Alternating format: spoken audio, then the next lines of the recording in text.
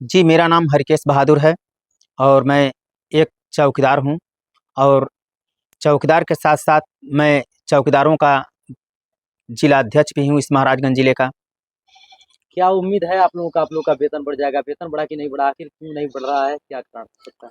देखिए, सरकार की मंशा क्या होती है, सरकार से हम लोग संघर्ष करते आ रहे हैं, सरकार से अपनी बात रख रहे हैं और बहुत ही जल्द हम लोगों को लगता है कि माननीय मुख्यमंत्री जो मैं 6 दिसंबर को जो बाबा साहब अम्बेडकर जी का प्रोग्राम था, उसमें मैं देखा कि माननीय मुख्यमंत्री जी जो भी विभाग है, संविदा आउटसोर्सिंग या सफाई कर्मचारी और मैं दैनिक मानदेय भोगी सभी लोगों के लिए बोले हैं कि निगम गठित हो चुकी है और 1-2 महीने या 3 महीने के अंतराल में सभी लोगों का मानदेय बढ़ा दिया जाएगा।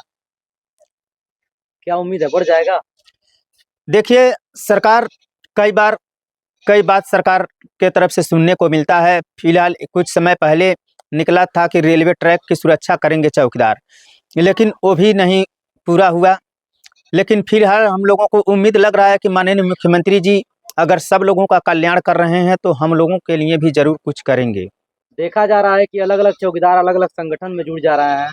एकत्रित होकर एक संगठन नहीं बन पा रहा है, चौकीदार एकत्रित नहीं हो पा रहे हैं। ऐसे में क्या लगता है आप लोग कुछ कर पाएँगे? देखिए, चौकीदार लोग अलग संगठन भले बनाए हैं, जैसे हमारे सूर्यमन पासवान जी का यानी हमारा संगठन, यह एक अलग संगठन है।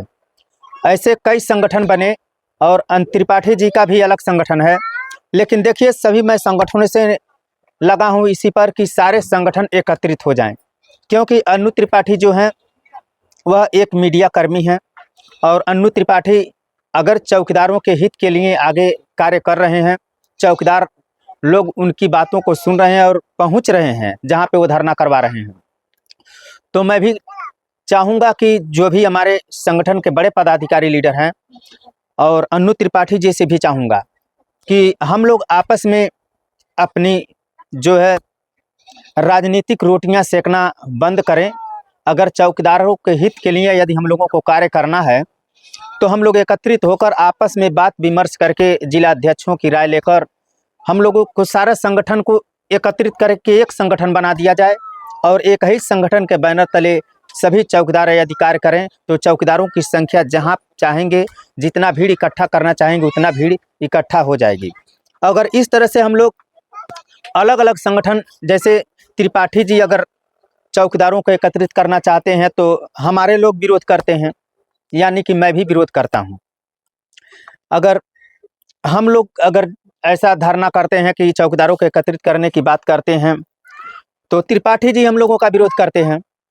लेकिन जहाँ तक मेरा सवाल है, मैं चाहूँगा कि चाहे त्रिपाठी हों, चाहे सुरमन पासवान जी हों, चाहे सुरेंद्र कुमार गौतम जी हों या मैं हरकेश बहादुर हूँ, कोई भी व्यक्ति हो, अगर वास्तव में जो चौकीदारों का हित चाहेगा, वह राजनीतिक रोटियां सेकना बंद करेगा और सभी चौकीदारों को एकत्रित करके एक बड़ा सम्मेलन करके सभी लोग एकत्रित होकर यदि चौकीदार को इकट्ठा करना चाहेंगे, तो सभी चौकीदार इकट्ठा होंगे और हम लोग सरकार से जो डिमांड रखेंगे, वह सरकार इस पे माननीय मुख्यमंत्री ज़रूर विचार करेंगे।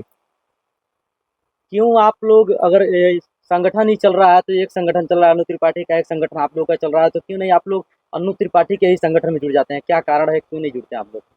देखिए, इसमें कारण है, जैसे अनु त्रिपाठी जी एक मीडिया कर्मी थे, यानी पत्रकार थे। हम चौकीदारों के बीच में आए, चौकीदारों के लिए अच्छा कार्य करते हैं, मैं मानता हूँ। लेकिन हमारा संगठन पहले से बना हुआ है, ग्राम प्रहरी चौकीदार संघ। ये बहुत पहले से ये संगठन पुराना संगठन है और इसी संगठन हम पहले ग्रामीण चौकीदार वेलफेयर सोसाइटी था, जिसको बदलकर हम लोगों ने ग्राम प्रहरी चौकीदार संघ कर दिया। तो इस संगठन में हमारे बहुत सभी लोग इसी संगठन से निकले हुए हैं। तो अलग संगठन बनाकर अलग-अलग बंटवारा करने का कार्य हमारे लोगों के द्वारा नहीं, बल्कि अनु त्रिपाठी जी अपना अलग संगठन बनाए, जो फिलहाल संगठन नया बना है। तो संगठन से हमें लेना देना नहीं। अनु त्रिपाठी अगर अपना संगठन बनाए हैं और सूर्यमन पासवान जी का और सुरेंद्र कुमार जी का हमारा अलग संगठन है, तो इससे कोई फर्क नहीं पड़ता, भले संगठन अलग हो। लेकिन सभी संगठनों को मिलकर अगर सरकार से डिमांड करना है, सरकार से कोई मांग रखना है, तो हम लोग एकत्रित हो जाएं। संगठन तो अपना अलग अलग चलता ही रहे, इससे कोई फर्क नहीं पड़ता। वैसे में आप लोग एकत्रित हो नहीं पाते हैं, जितने भी चौकीदार हैं उत्तर प्रदेश में 70,000 चौकीदार है, 70,000 चौकीदार एकत्रित हो नहीं पाते हैं, आखिर क्या वजह रहता है? देखिए, कुछ हमारे चौकीदार जो निरंतर संघर्ष करते हैं, चाहे किसी का भी संगठन बुलाता है लखनऊ में या दिल्ली में, तो हमारे कुछ चौकीदार जाते हैं, संघर्ष करते हैं। लेकिन कुछ ऐसे हमारे चौकीदार भाई हैं कि जो कुछ तो दूसरे के बहकाने में चले जाते हैं कि मेरा संगठन नहीं है तो तुमको नहीं जाना है, और वो कहते हैं मेरा संगठन नहीं तो तुमको नहीं जाना है। तो इस तरह से कुछ कट जाते हैं और कुछ जाना ही नहीं चाहते हैं। तो मैं चाहूँगा कि जो भी चौकीदार हैं, 70,000 चौकीदार, ये लोग जब एकत्रित रहेंगे तो कोई भी नेता इनको अलग करने का प्रयास करेगा तो अलग नहीं कर पाएगा। जब से माननीय मुख्यमंत्री जी हमारे योगी बाबा जी आए, तो हम लोगों के अंदर इतना हौसला हुआ कि हमारे गोरखपुर के हमारे बाबा मुख्यमंत्री बने, तो हम लोगों को बहुत खुशी हुआ। हम तो देखिए एक चाय का व्यवसाय भी करता हूँ। जब मैं ये मुख्यमंत्री हमारे बाबा जी बने तो हमें इतना खुशी हुआ कि मैं लोगों के एक दिन, जितने दिन मैं चाय बेचा, उस दिन चाय नहीं बेचा बल्कि फ्री में माननीय मुख्यमंत्री जी के बनने की खुशी में कि हमारे योगी बाबा मुख्यमंत्री बने हैं, इस खुशी में मैं फ्री में चाय पिलाया एक दिन, पूरा दिन। और उसके बाद उम्मीद जगी कि अब हमारे बाबा हो गए हैं तो हम चौकीदारों का कल्याण होगा।